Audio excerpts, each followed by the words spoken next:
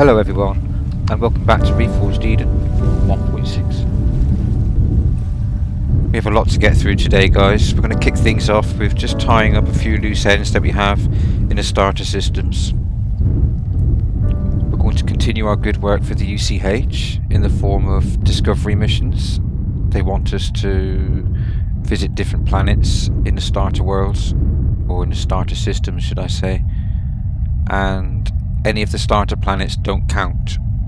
So right now we're at the first world in the Delta system, and I think we're at Delta 5. So what we need to do now is just visit each and every one of these sectors, drop down on the planet listed, and then we can get away again and move on to the next destination. I don't think it's worth hanging around and doing too much discovery on the planets we're visiting, just because we have to do so many. So we have the Delta system, we have the Alpha system, we have the Beta system, and I think it's the Epsilon system. So quite a bit to do. I'll bring you guys on the journey of the Delta system, and I think I'll do the other three systems off camera. That would make sense, I think. I think you'll get the gist of what needs to be done. I am considering actually going down to the abandoned factory, because I think it's a good source of xeno material. But we don't have time for that. There's no point in getting sidetracked now. I think that could take a whole episode of filming. So we'll press on.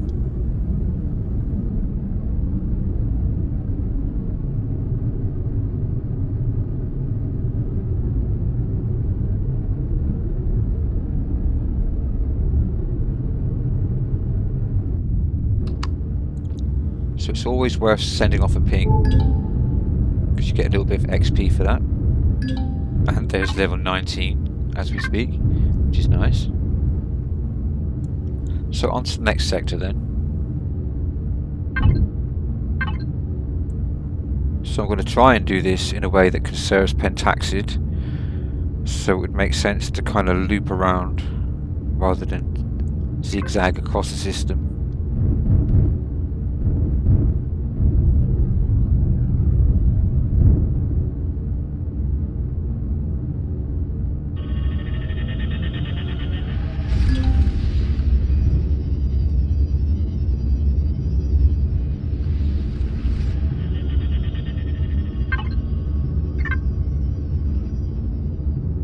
So the asteroid fields are a bit more straightforward.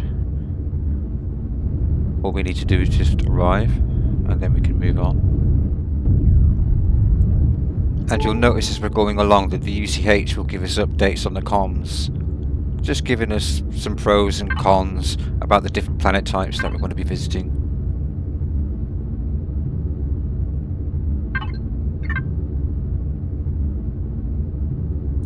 So let's move on.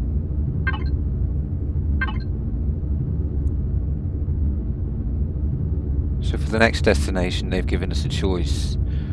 We've visited Delta 3 already, I think. That's the desert planet. So let's go to Delta 2.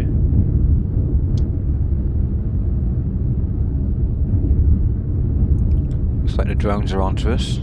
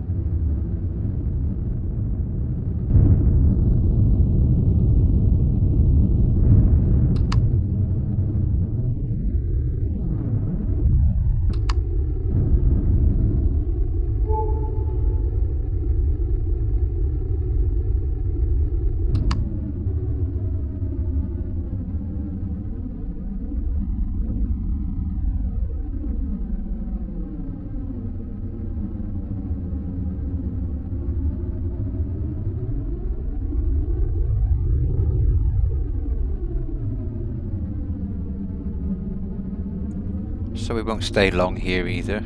We'll just get the mission update ping and move on.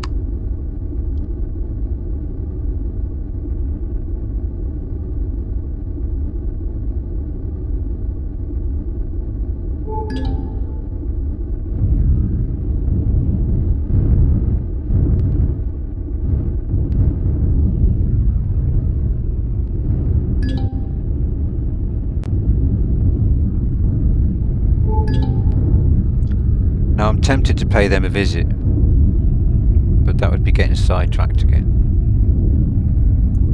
I'm sure we'll get another chance to meet the pirates in another episode.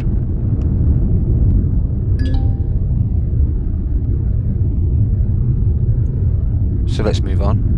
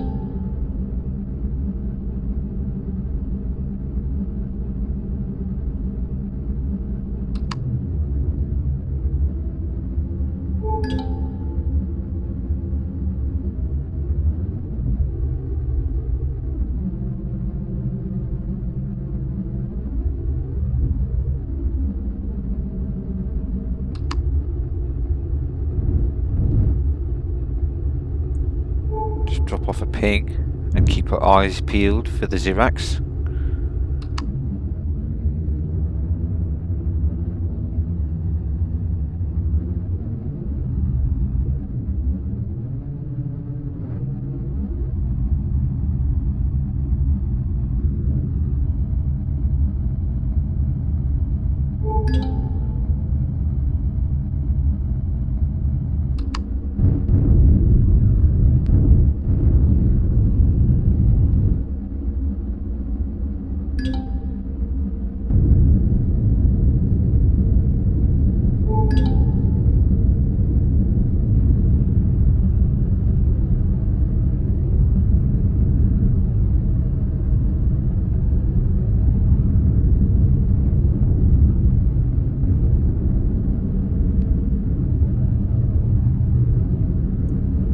Nearly got sidetracked again. I think it's their colour. They just attract me to them.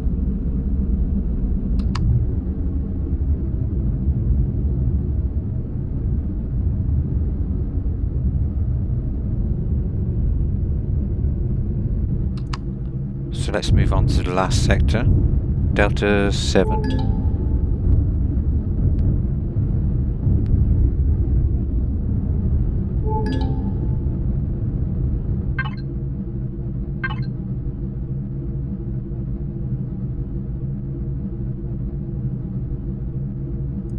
And that should loop us right around next to Sienna again.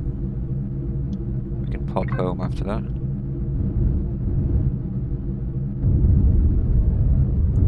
But when I say home, that won't be for long, guys.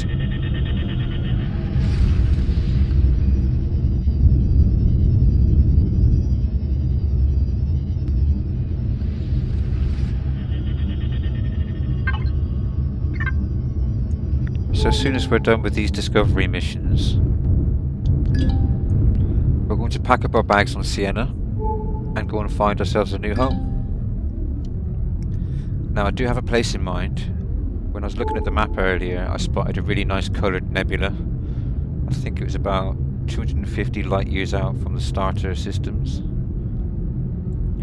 It has a really nice green colour, and I did check out some of the systems that were below it and around there, and some of the types are going to be the types of systems that we're going to be looking for later on. So I think it's wise to kind of move out close to these types of systems at the early stage, I guess, and get ourselves ready and prepared.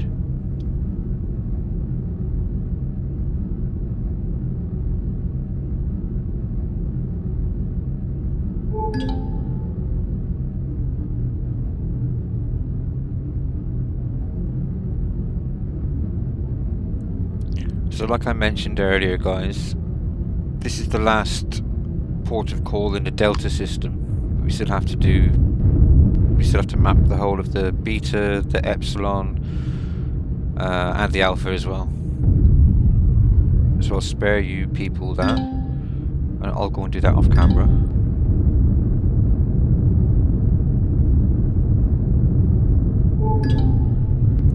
And we just nearly took a nosedive straight into a load of Xerax. That would have been fun.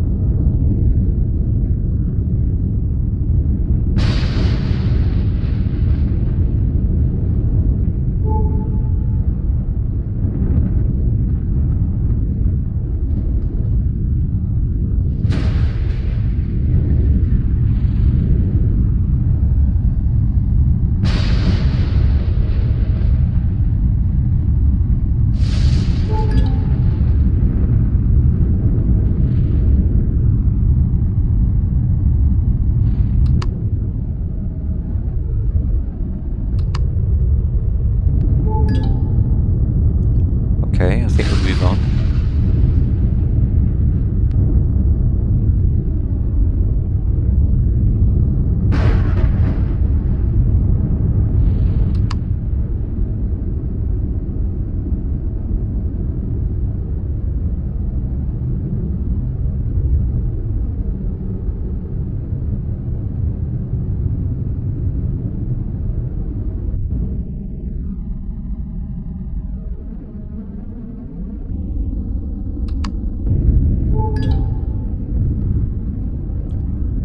And nearly head first into a load of Xerax again.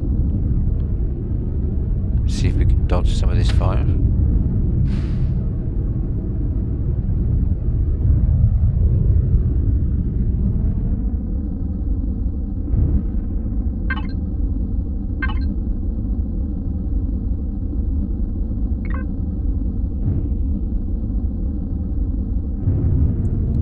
Well, that's not bad timing. We're about to head back to Sienna anyway, so may as well head back there, do some repairs.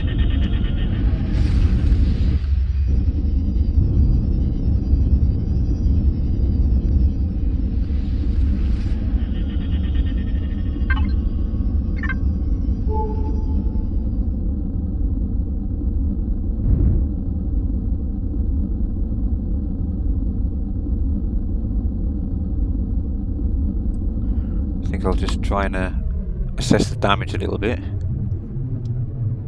Doesn't look like anything that the multi-tool won't sort out.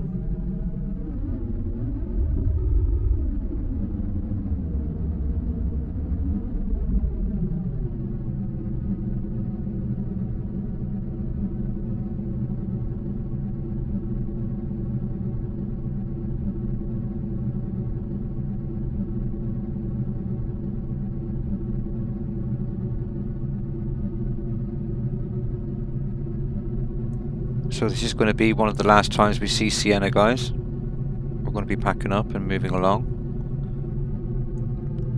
But first I'm going to tie up those loose ends and visit those 3 other systems and map out the sectors that the UCH wanted me to do. Let's take a final flyby of Sienna's ring. It's been fun going in and out of there.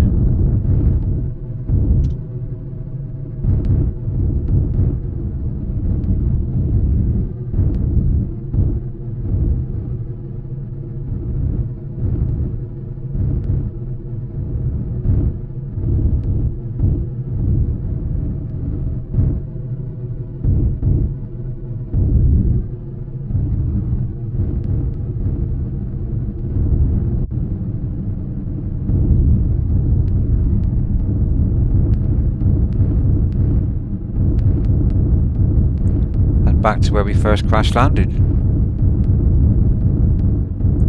We've managed to achieve a lot considering we've done very little mining. When we move, we're going to need to focus on a small bit of our own food production, I think. We can't just keep on scavenging off dead colonies.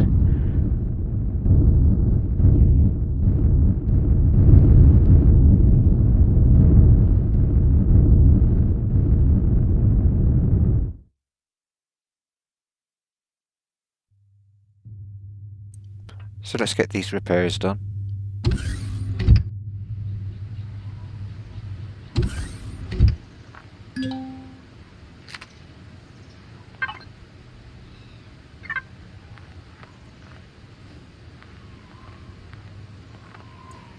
So to complete those missions, you just need to open the PDA, which is fine. I'll just quickly get this done first.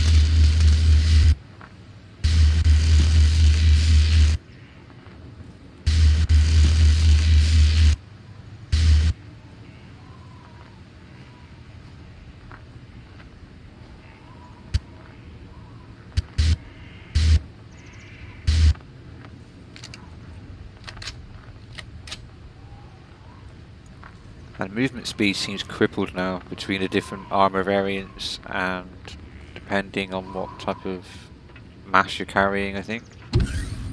I'm like a slug at the moment. I think those EVA boosts really drain your movement speed.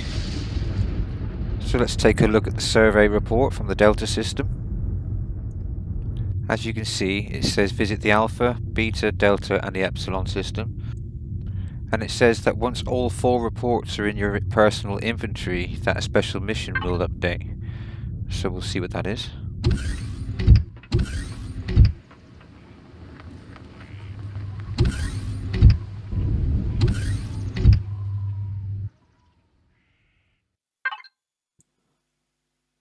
So I may as well head out there now.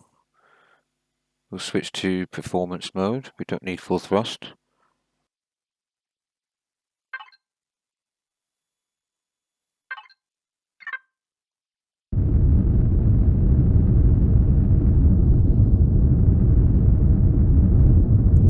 Now you will need to visit the UCH in each system before you can actually start to take on the mapping of the different sectors. So first walk to the different system, go and visit the UCH, pick up the mission, and then make your way along to the sectors that you need to go to. So you can see here there's like 4 different starting sectors. We've got like a triangulation going on.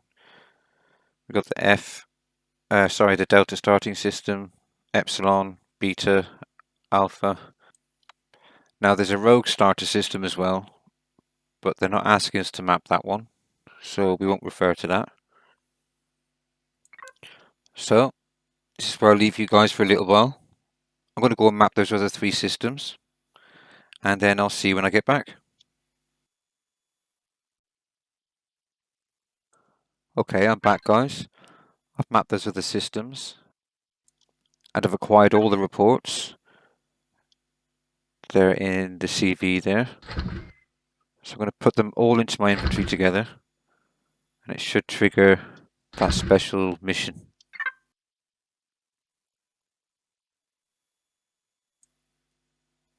Okay, so we just need to make our way out to the UCH research vessel again. Report our findings to the captain. I'm sure he's going to reward us handsomely for all our endeavours of discovery. He better bloody do. The amount of time it took. But if I'm honest, I actually really enjoyed it. It was a good experience. You can tell that the mod creator had worked really hard on creating these nice planets, and I can pretty much see that a lot of people would skip that content and not get to see it otherwise. So yeah, good move I think to go and visit all them.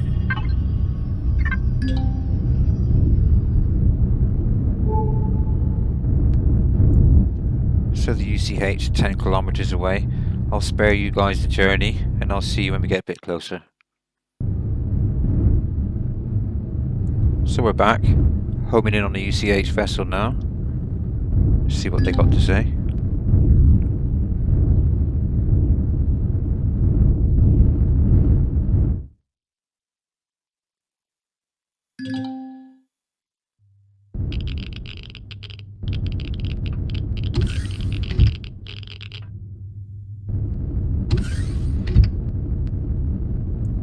We'll go in and have a chat with the captain.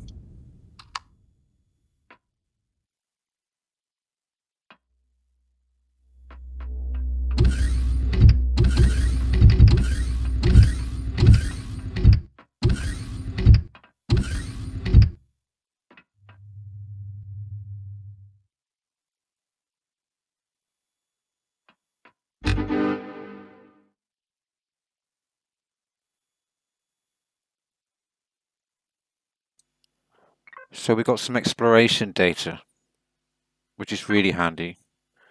We can turn that in, of course. It's not exploration data, sorry, navigational data. Same difference.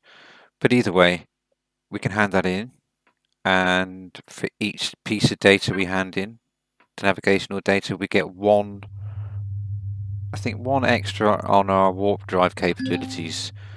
So yeah, that'll be handy.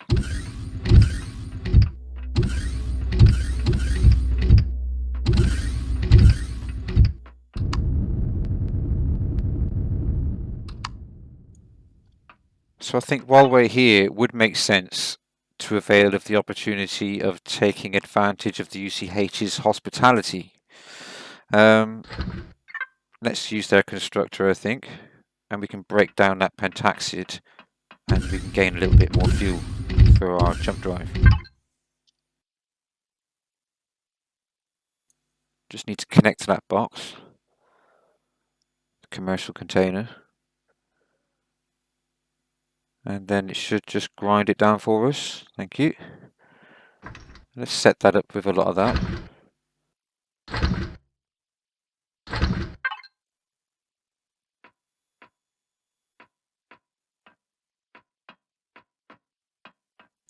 So let's have a chat with the researcher and see if we can hand in those navigational data.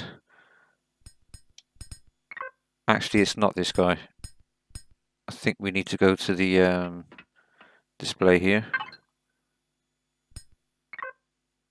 and warp drives. So I've handed in 2 already, and you can have a maximum of 50. So I have 3 now, 4, 5 light years on top of the 30 that I can do with the normal warp drive. But you can hand in up to a maximum of plus 50 on your warp drive. So it's worth collecting them. Sometimes you can buy them from the merchant here on the UCH vessels. So it's worth checking them out.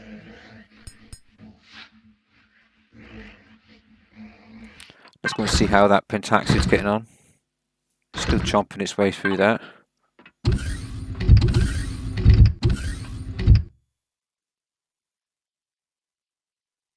So this is the merchant I was just talking about. You can see he actually does have some navigational data for sale.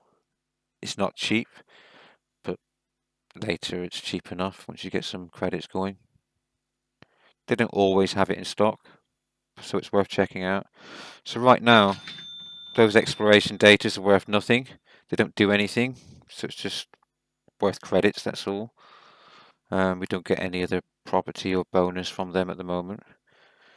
I think the creator of the mod has something in mind for them, but nothing as of yet.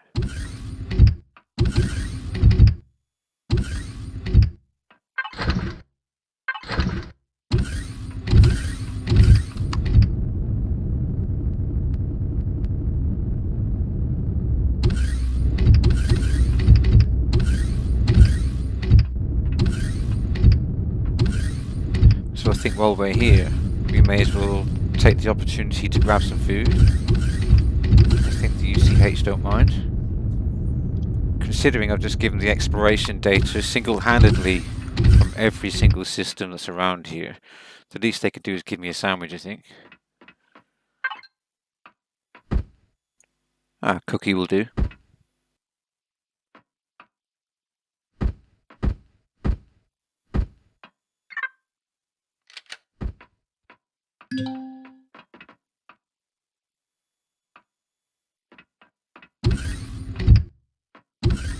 Oh, they're quite generous, our friends, the UCH. Give us a bit of pentaxid, some free supplies. I don't think they mind us taking some bits and pieces from their storage containers either, so we'll grab a bit of that soon.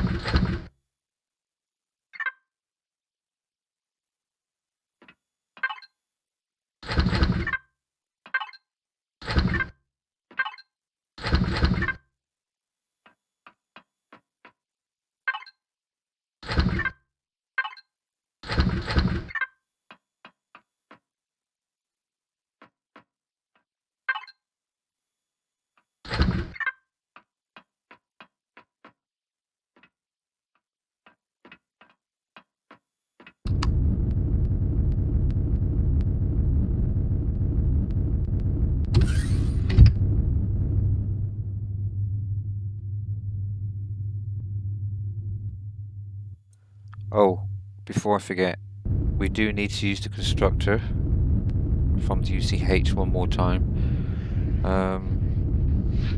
We have been getting some pentaxid as a reward for the missions that we've been doing for them, the discovery missions, but it's not enough. So we are going to need to mine our own. So what I want to do, I think I've got enough resources. We're level 20 now, so it makes sense to make ourselves a multi-tool, I think. We can make sure that that is attached to the ship as a drill, and we can go and get our own pentaxid.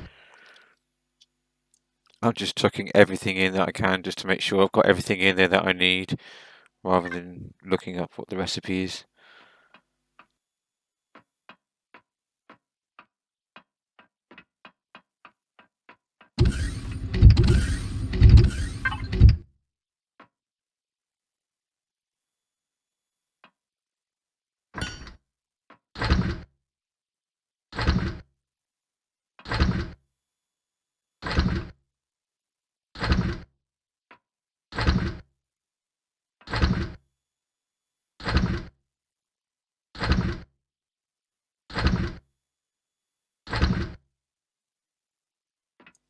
Okay, so that's that done.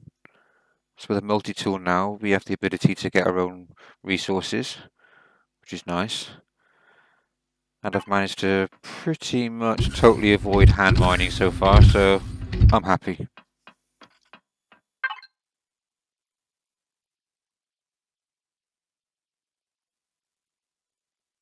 So, hasn't appeared in the box. Ah, volume. So let's get rid of all that. Open it up again. And there it is.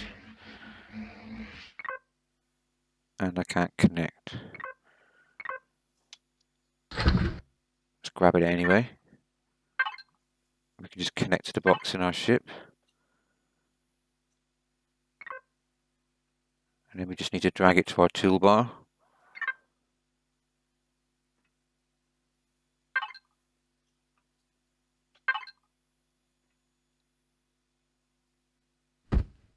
Okay, so let's drag it in now. And we should just be able to plop it on the top. I have a designated space on top of this thing that we can use for a multi-tool. I'll show you guys now. I think I'll just use the drone to pop it on.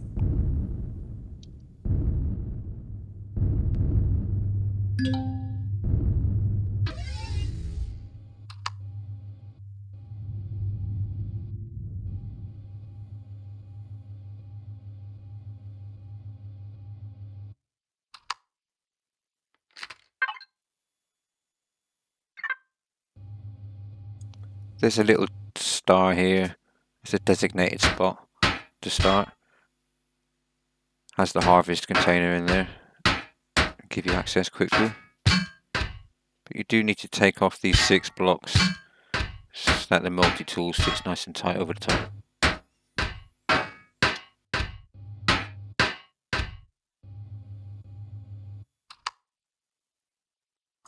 Just make sure we actually select the drill and not the multi-turret.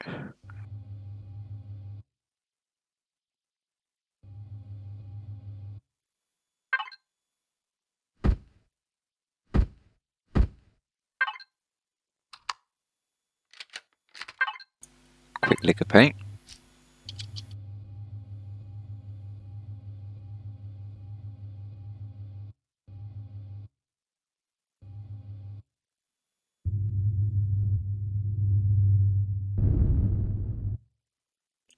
So what we really need now is some pentaxid. We need plenty of it if we're going to leave our starter system here and go and find somewhere suitable to live. So the best place to do that in the starter system is actually go to the trade station, the Polaris one, because it has lots of pentaxid voids there and we can mine them in relative safety. So let's go and do that.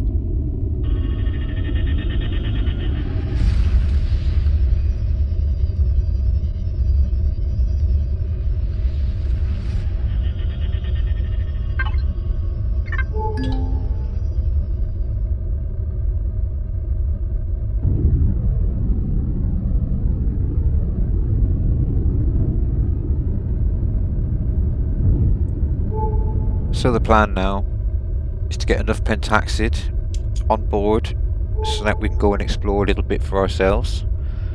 I do have an area in mind to move to,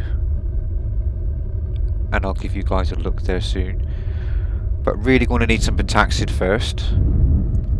So as soon as I find some, I'll bring you guys right back.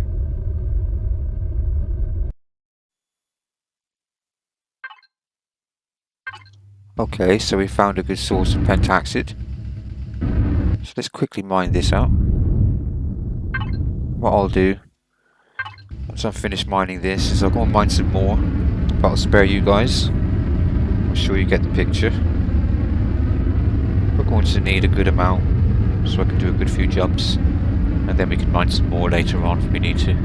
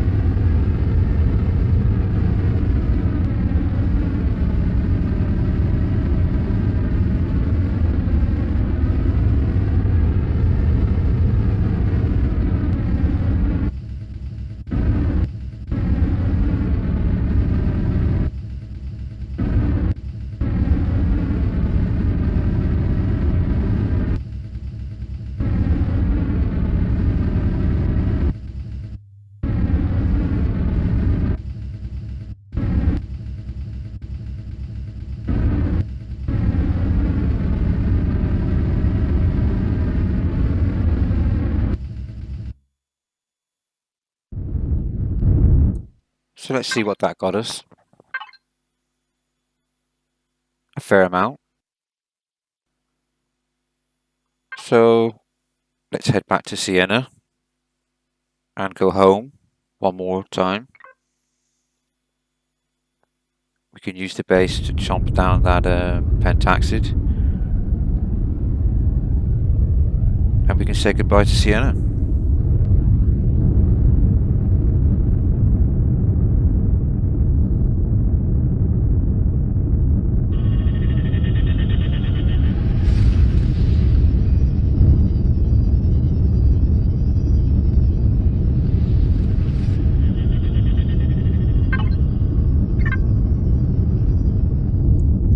bring you guys back again when we get a bit closer.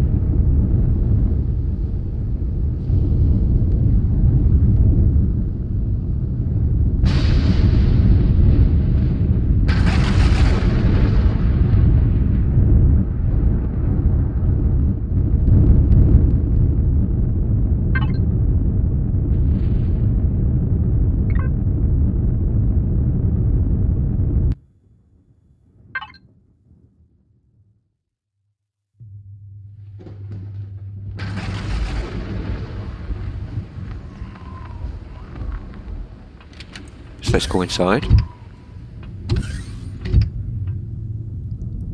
I think we can get that pentaxid started now. Just drop it into the box.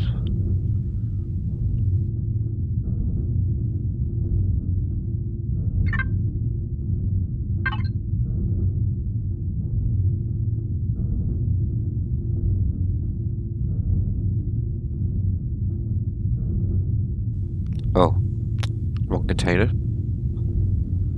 Okay, so let's get that started. Put it into the logistics container as well.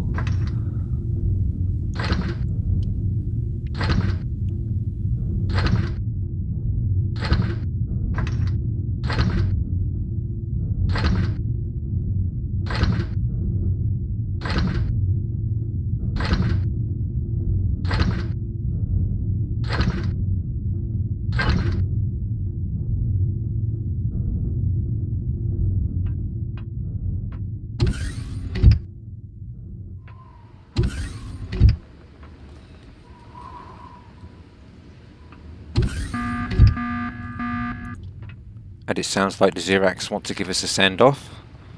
I'm sure they'd like to keep us here and torment us. They're going to give us one final attack, I guess. So let's go and deal with them.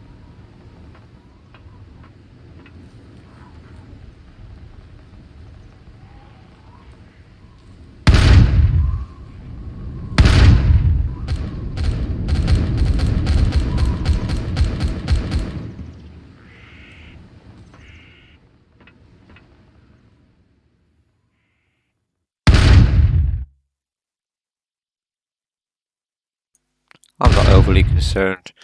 This isn't an expensive base. I'm sure the turrets are going to handle this quite nicely.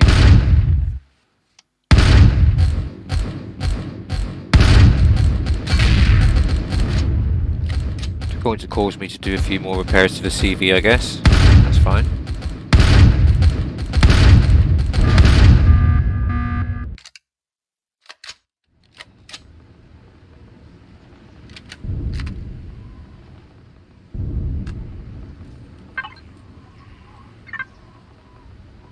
I think we'll leave the base here. We won't dismantle it or anything. You never know. Somebody else might crash land here. We can get good use out of that base.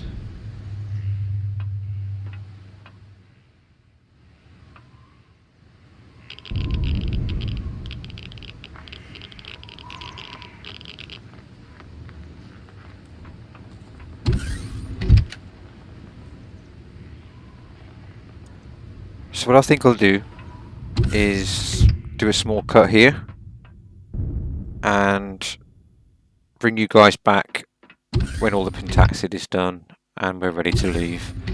I think that'd be the wise thing to do. So see you soon.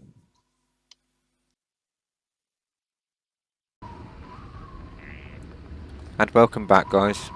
We went from sunrise to sunset, I think. So let's grab everything. And I mean everything, because we're going this time. And we're going to be leaving Sienna.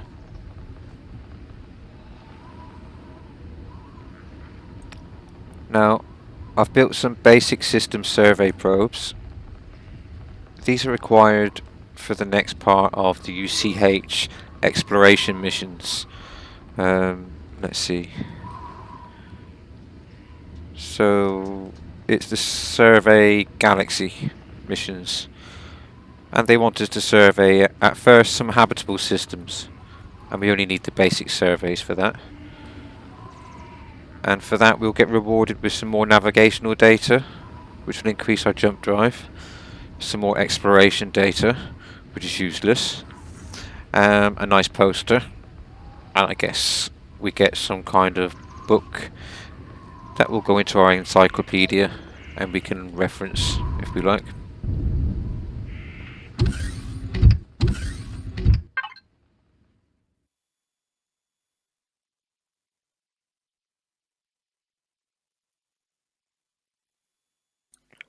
So I don't want to build any more at the moment. I've got a few. I'm not sure how many of the basic ones I'm going to need.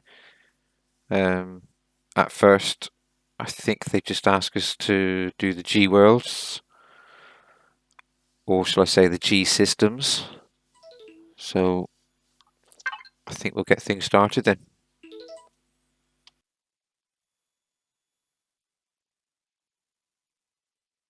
So let's activate the mission.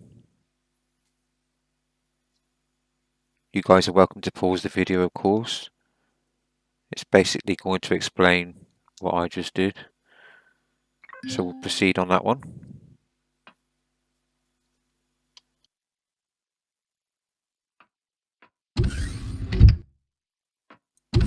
So the UCH are going to perform some checks. Make sure that their data is travelling through the confines of space and reaching us correctly. So the plan here is to just try and tick off these discovery missions as we're making our way out to that nebula I was telling you guys about, to try and find a new home. If we're lucky, we'll come across the systems that the UCH want us to give them some information about.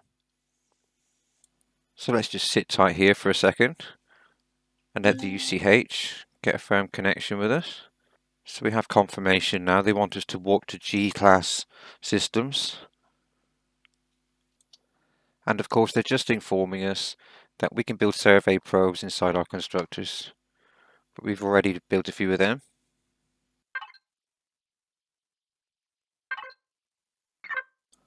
So let's switch our thrusters on.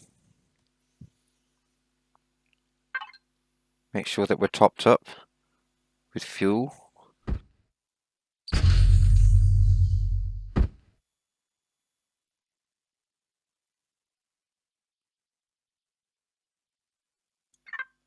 So I think that's it. We're ready to go. And say goodbye to Sienna. So let's hope if anybody else tries to colonize this planet, they're a little bit more successful than the last people who tried. And as for us, I'm planning on finding a new home, somewhere a bit warmer than Sienna. So we get to take one last look. As beautiful as it is, it's a bit too cold for us. So we'll be moving on.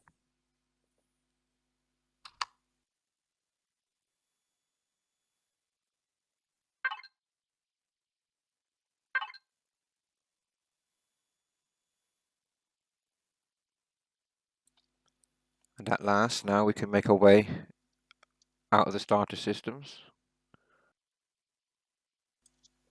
And we can begin our journey to that nice green nebula I was telling you about. See if I can find it. Up there. So that's going to be home, hopefully. If we can find some place nice to settle down. But along the way, we may as well pick up on these G-type systems and continue our laborious work for the UCH. I'm sure they'll be happy with this. Now, from what I gather, what we need to do is visit 3 G-type systems to complete that stage of the mission. And then I think they're going to give us a different star type to go and investigate for them. So let's start with Empusa. At least I think that's how you describe it, or pronounce it. In fact, that's too far away. We can only jump 35 light years, because we handed in 5 pieces of those navigational datas. So we need to find another star, a little bit closer, preferably a G-type class. So you can pronounce that yourselves, something or other alpha. We'll head there.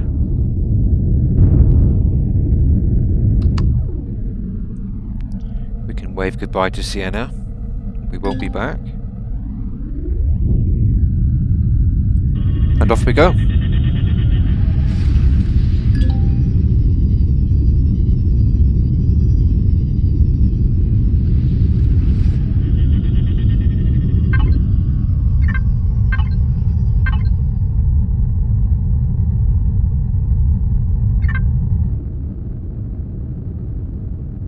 I think I need to put the survey probe onto my toolbar, my personal one.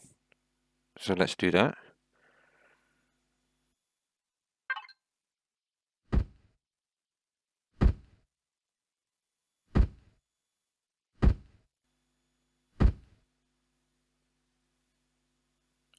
And I think I need to stand up. Hang on a second.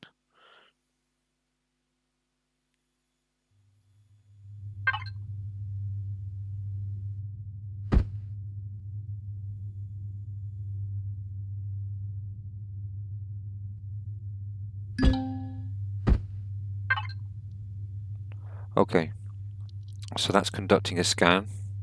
So I guess we wait for that timer to go down.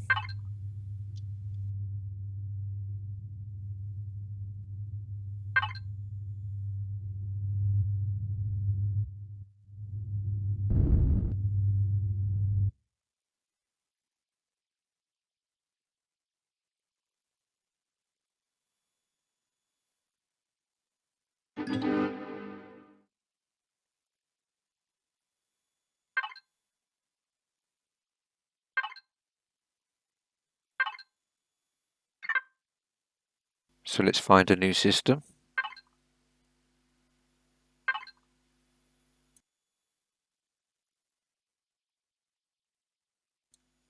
I think now we can make our way to Empusa. That's only 16 light years.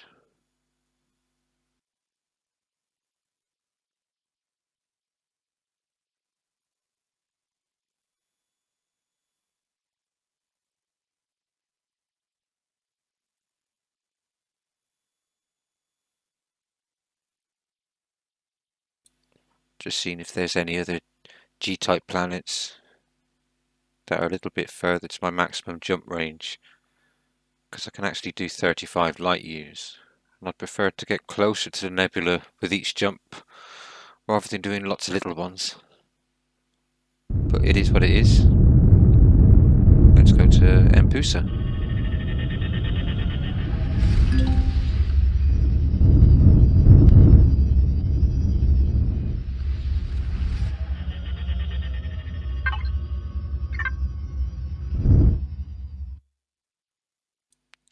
So same again, I guess. We need to clunk our way around with the tool belt and start the probe.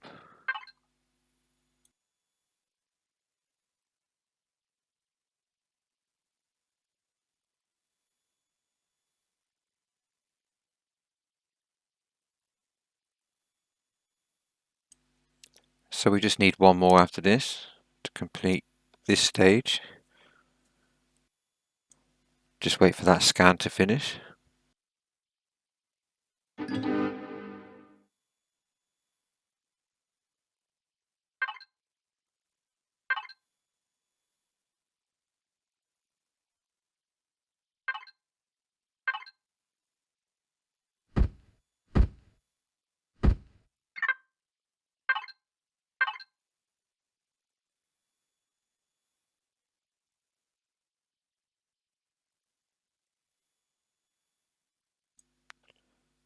So the problem I have is that I have a small range on my jump drive at the moment. So with a maximum distance of only 35 light years, we may be getting tight for places that we can jump to. Now, as we get further and further out towards the edges of space, jumps can get a bit tight in some places. So I kind of need to circumnavigate my way around jumpable stars to get up towards the nebula, I think.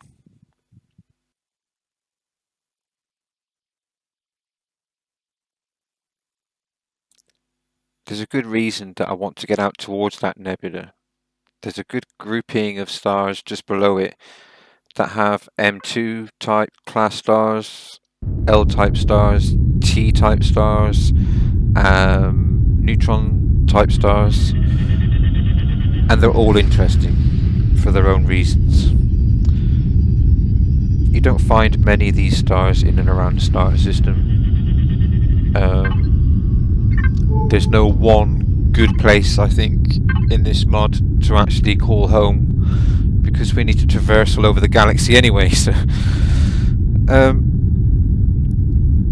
I think it just makes sense to pick a juicy place where you have access to some nice different kind of angles that these rarer type systems offers.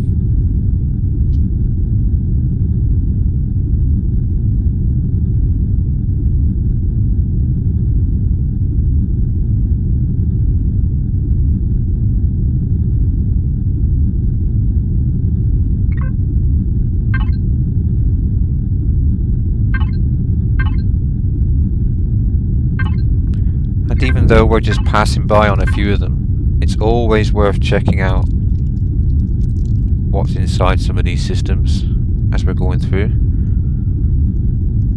This is quite interesting. Be a lot of mining to be done here. Lots of good resources, all in closer proximity to each other. And of course it's a triple sun system, binary system.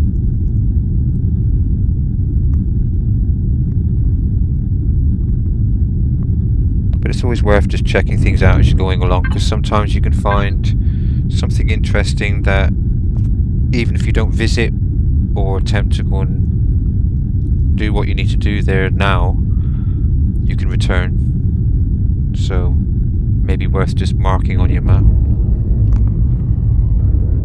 So let's move on. You see our nebula out there in the distance. We're getting closer.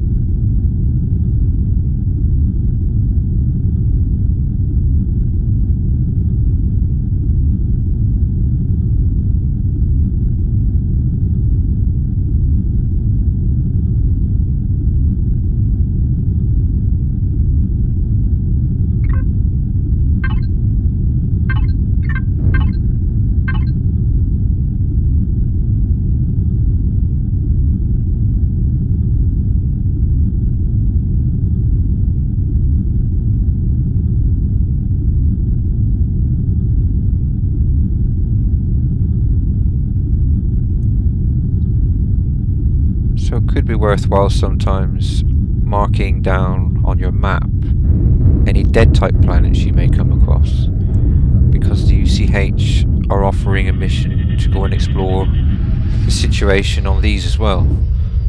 It's something I do intend to do, but what I'd like to do is find all the planets first and then try and go and visit them if I can.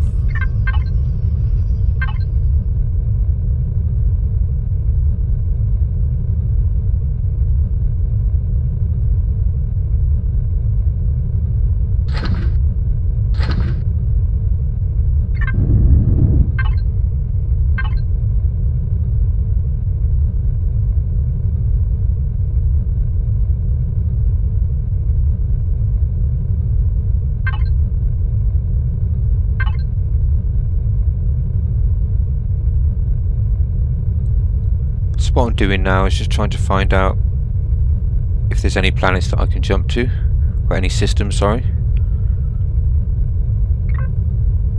can see at the bottom the distance that I can jump. And then I can see from that star the distance to the stars around this. So it looks like I'm going to be able to make my way up into the nebula.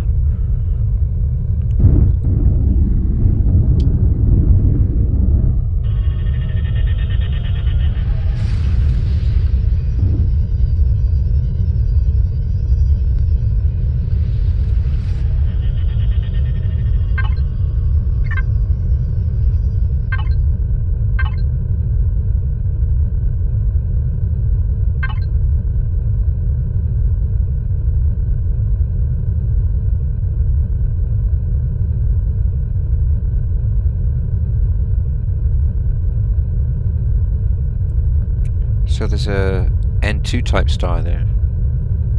Now they can be interesting.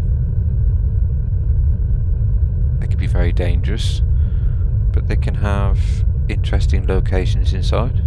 I think it's going to be worth checking this one out.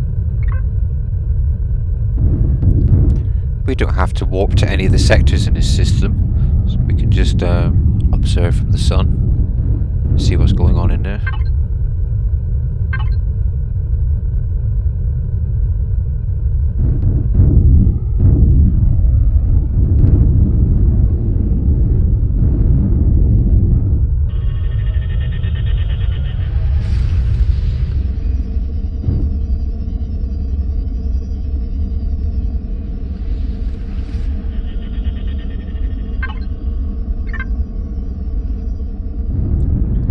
Getting very close to our nebula now.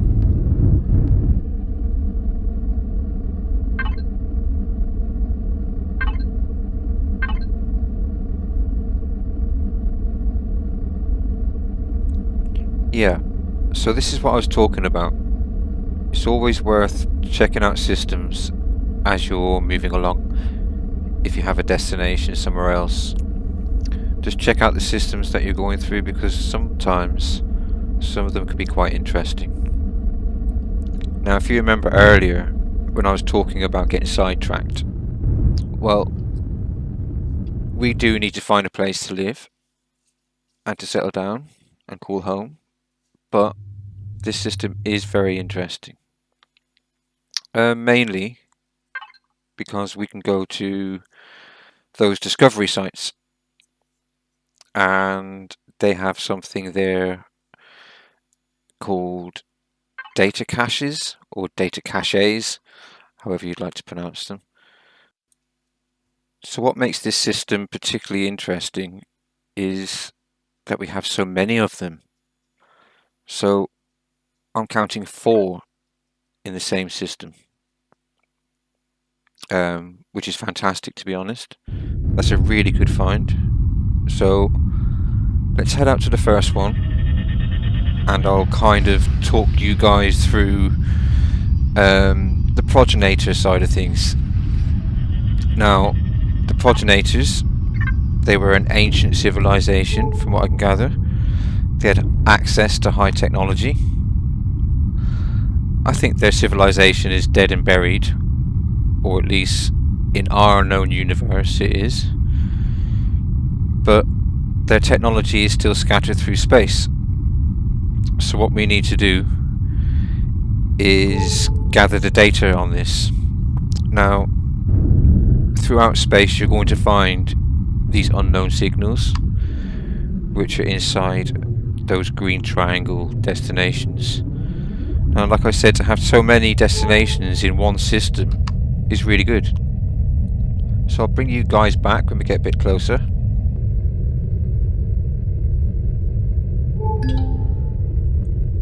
Okay, so just a couple of kilometers now. So these are the data caches that I was telling you about. It's perfectly safe out here from what I can gather. I've never been attacked out here, I don't think. Now that data matrix is slightly different. 1 second, let's turn the turrets off, not the thrusters. I don't know what they're shooting at. So these caches and matrices, they're puzzles. And if you can crack the puzzle or hack the device, then you get rewarded. you get small pieces of data that you can hand into the UCH, and you need 100 terabytes altogether for the UCH to be able to produce you a progenitor key, which will allow you to have access to their devices. And yeah, the story would unfold from there. But we haven't reached that point yet, so I won't go into too much detail. But the main thing we do need to do is collect 100 terabytes of this data. So every time we crack one of these data caches, we'll get 1 or 2 or 3 or so of these, mainly just 1 to be honest. So there is a bit of a grind to this. So this is why I thought it was kind of unusual to see so many different locations in the same system. So it was definitely worth getting sidetracked and showing you guys how to do this. Now if you look at the right hand side at the temperature gauge, inside it's 22 degrees because we're on board the capital vessel, but outside it's minus 231. So we need to be mindful of this, because a single EVA mod or an EVA booster is not going to suffice in this instance. So we need to double them up, and I've jumped into my heavy armor to accommodate all the mods. Now also, if you look at the right hand side, obviously there's no radiation indoors or internally inside the capital vessel, but outside there's 9.7. So I think this armor gives us a radiation protection of 6, which isn't going to be enough. So we're going to need to add this. And that boosts our protection up to 13, when outside it's 9.7. So we're totally covered now. So let's go and see this matrix then.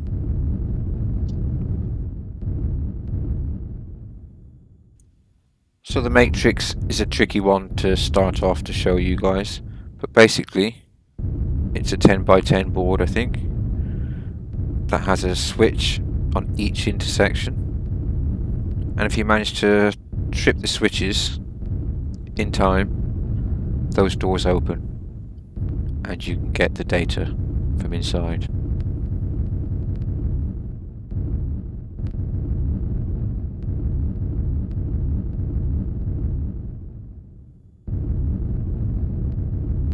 So as you're tripping switches, another one will light up and you need to find it and trip that.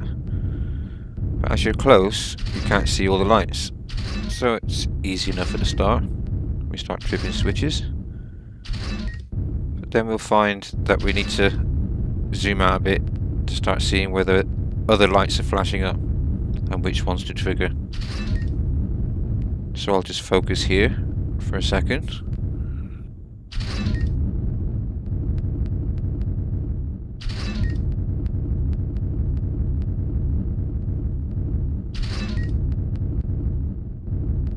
And the idea is here to just trip the 4 corners, which are highlighted in green, and once that is done before the timer's gone down, we're able to have access to the boxes then.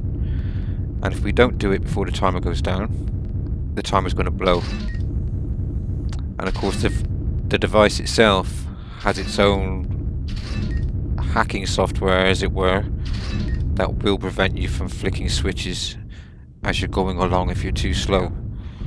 So it's a time is of the essence scenario. So there's one corner. Now you can hear the door open. We can quickly nip in and get it, but of course that uses up valuable time. That was a piece of the encrypted data as a reward that we get. Walk to a G-class. Oh, they're reminding us of our mission. That's because we got sidetracked.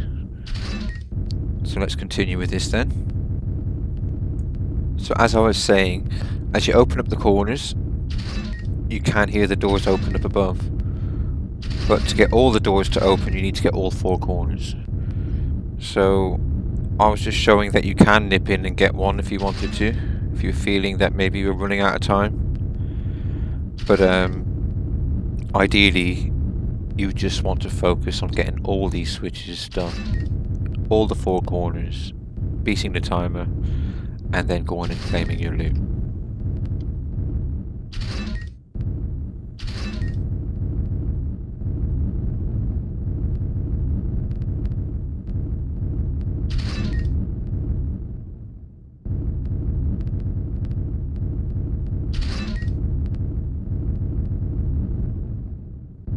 It's getting more difficult to see them now. There's a chance you're seeing them before me.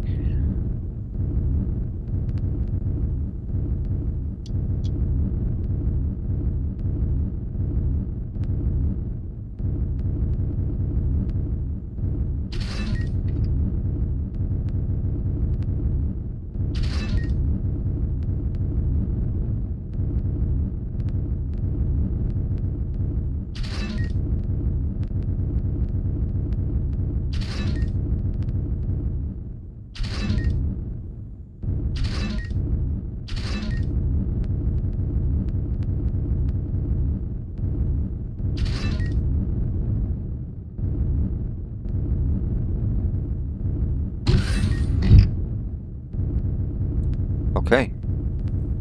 So now we get access to every box.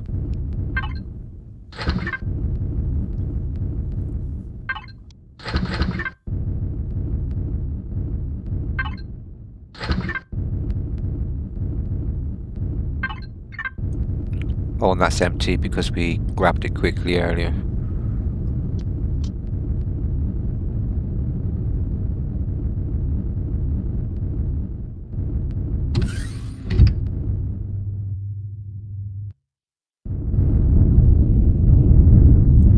So that's the data matrix. So they all give you encrypted data chips. And these chips grant you terabytes. And we need 100 terabytes. We got lucky there. One of those chips actually was a better one. It grants 5 terabytes on its own, which is good.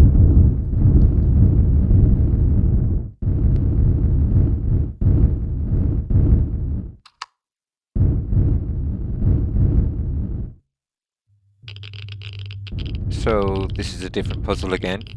This is one where we need to beat the hack, or try and hack, and it has a built-in firewall.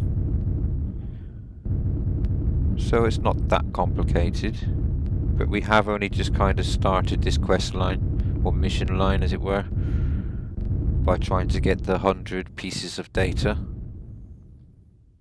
So as we flick the switches, we're looking to light up green, and we don't want any of the red ones lighting up, but you have to light some anyway just to get by, so you need to carefully kind of pick your route along.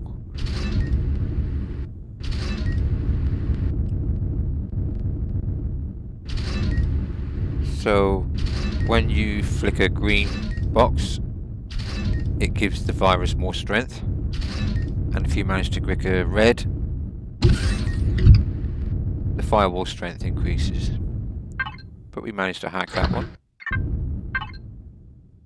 And we picked up some more encrypted data chips. So on average, you're going to pick up 2 to 4, maybe, from every data cache. So there is a grind element to this. But this is why I was saying to you guys that it was worthwhile stopping and making our way out here, because there's so many of these in the same system.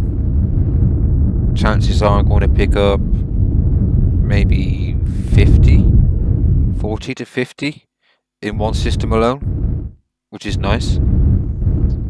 And I wasn't going to focus on trying to get these because it wasn't important to me at this stage, but seeing so many there, it was worth extending this video and showing you guys what it's all about, how to get around some of these puzzles, and also to give you a small bit of backstory or knowledge, as it were, about the progenitors.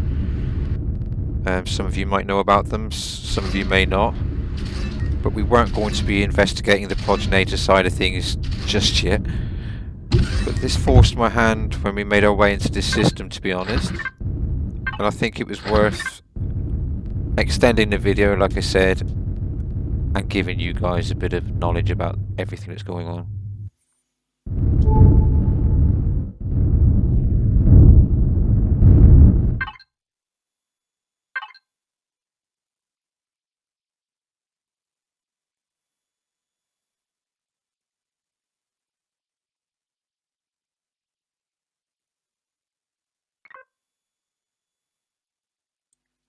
So the progenitors themselves do actually have a home, or a group of stars which they would call home perhaps. But for us to get there, it's too far for our warp drives to reach. But there is an alternative method, which is the whole reasoning behind the data chip collection and the 100 terabytes, and that leading to getting a key. And then the key then allows us to have access to their devices.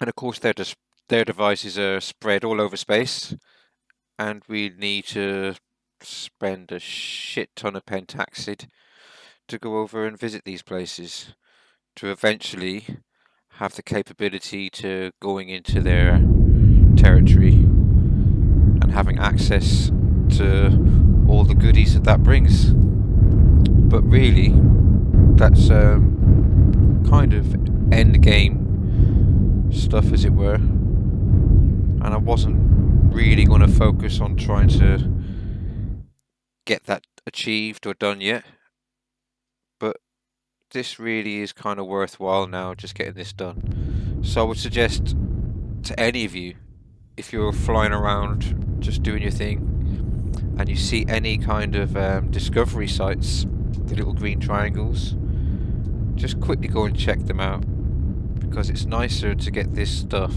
done as you're going along casually, rather than knuckling down and focusing on it all. Oh, I did that a bit different. Let's flick this one anyway. Because, as I was saying, it really can be a laborious task just searching out all these data sites and getting all these data chips. But doing things like this is actually kind of rewarding in a sense, especially when there's so many grouped together, so that's nice. But we're kind of achieving a few things here. Initially, we were just trying to make our way out of the star system, and the plan was to head to the nebula.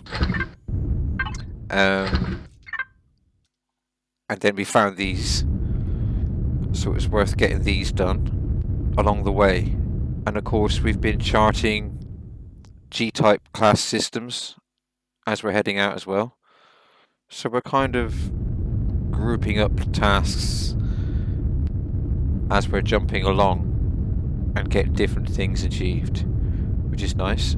It takes away the singularity of the grind element.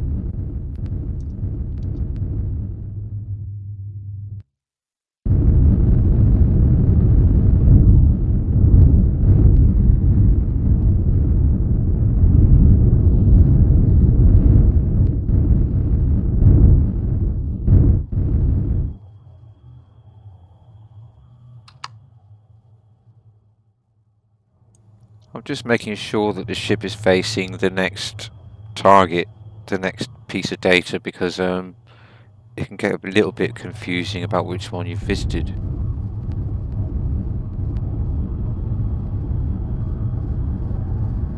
So let's check this one out then.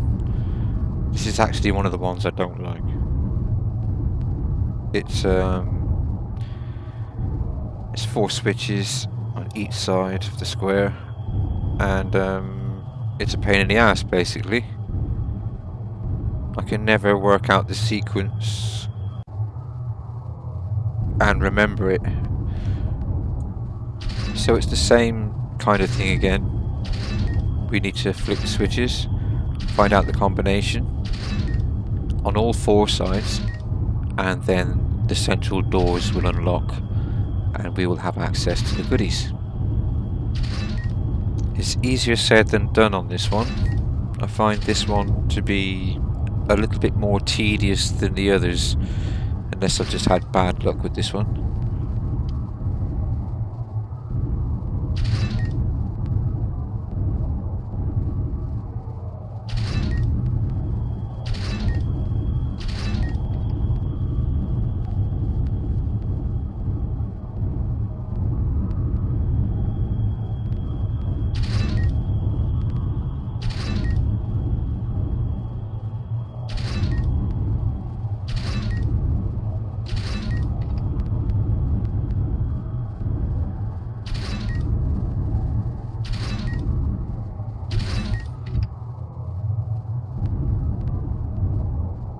So that sounded like something opened.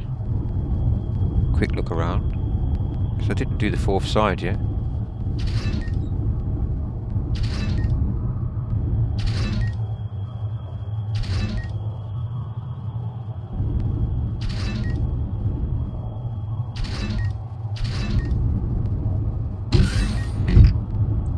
Okay, that's got us in. Now when I first did one of these, I didn't realise where the loot was. And I was looking around, I didn't realise that they were containers. The little black boxes on the top and bottom. So that's some more encrypted data chips. We're starting to build upon these now, which is nice.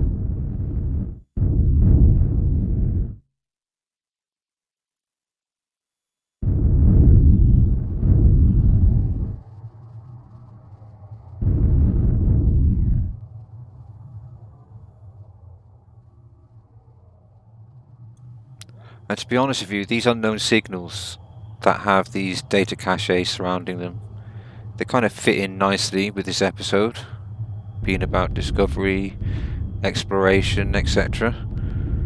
So it's kind of good that we happened upon this nice group of them. So let's get straight into this one. You guys should be getting used to the routine of these now. This one in particular, again, is a game of Guess Who. They all are really, but this is the tougher one, I guess. Or it's the more time-consuming one.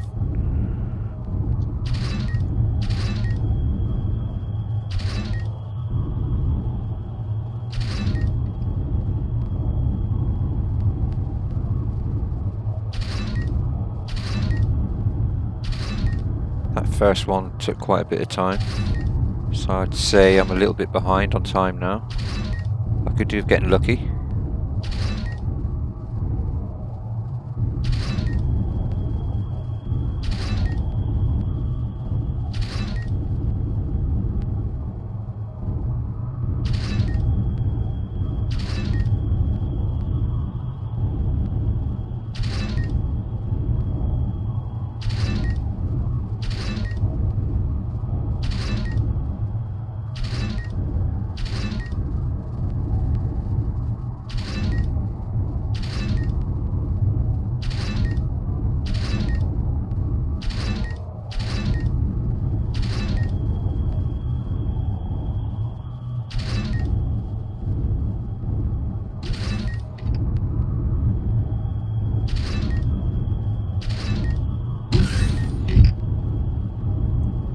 I'm not sure how close that was, but that took me some time.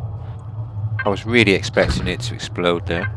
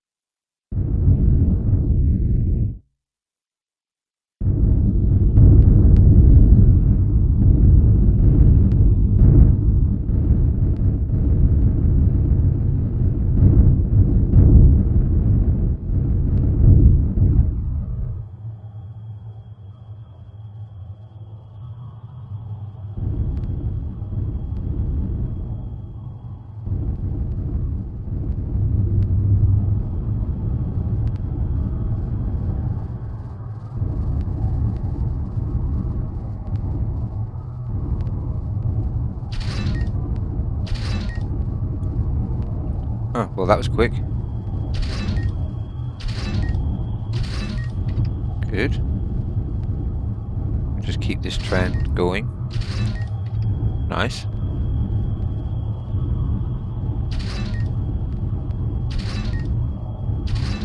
Come on.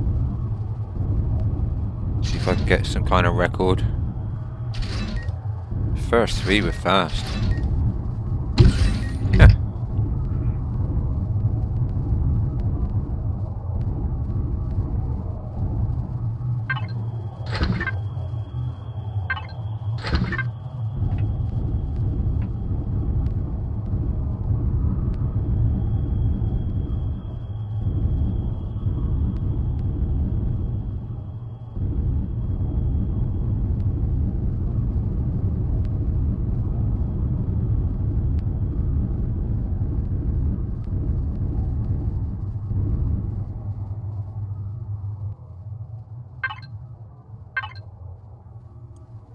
So that gives you guys a good idea about the discovery sites and what to do. I'm going to press on and do these other two locations. I could show you guys the other two locations, but I think we've covered really what you're going to experience. It is a bit of a grind, so I'll do the other two by myself. I'll bring you guys back and then we'll tally up how much data I got once I've visited those other two exploration sites.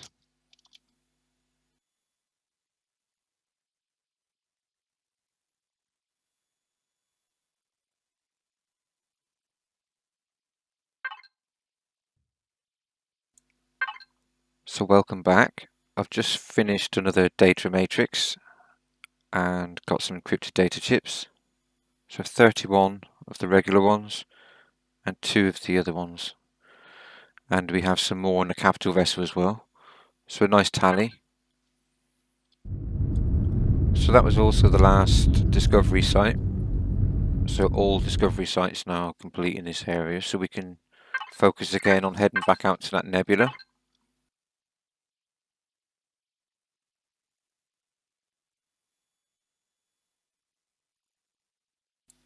Just going to pop a bit of fuel in. We're getting low on pentaxid again.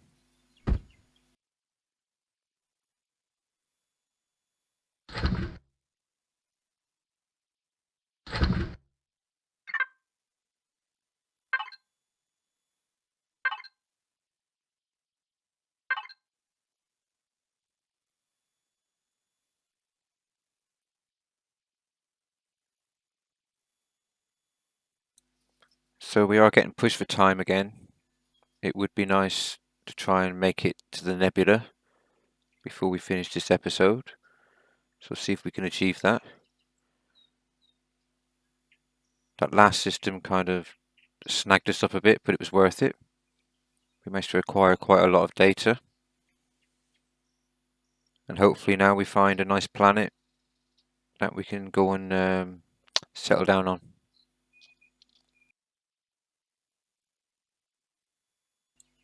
I I particularly like the Desert Oasis planets.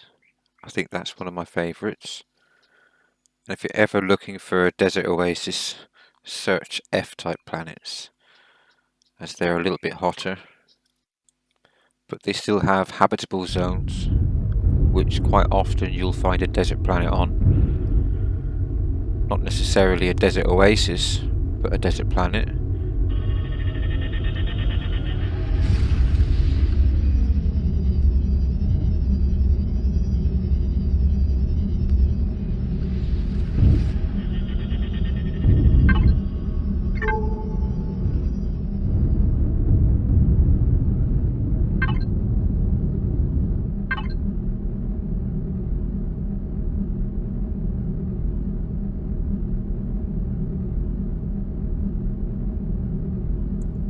So we're just a few jumps away from this nebula now.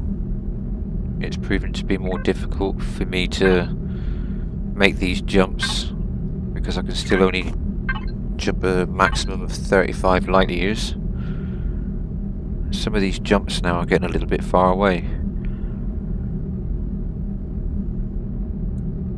I'm just checking out anything that looks half decent as we're going.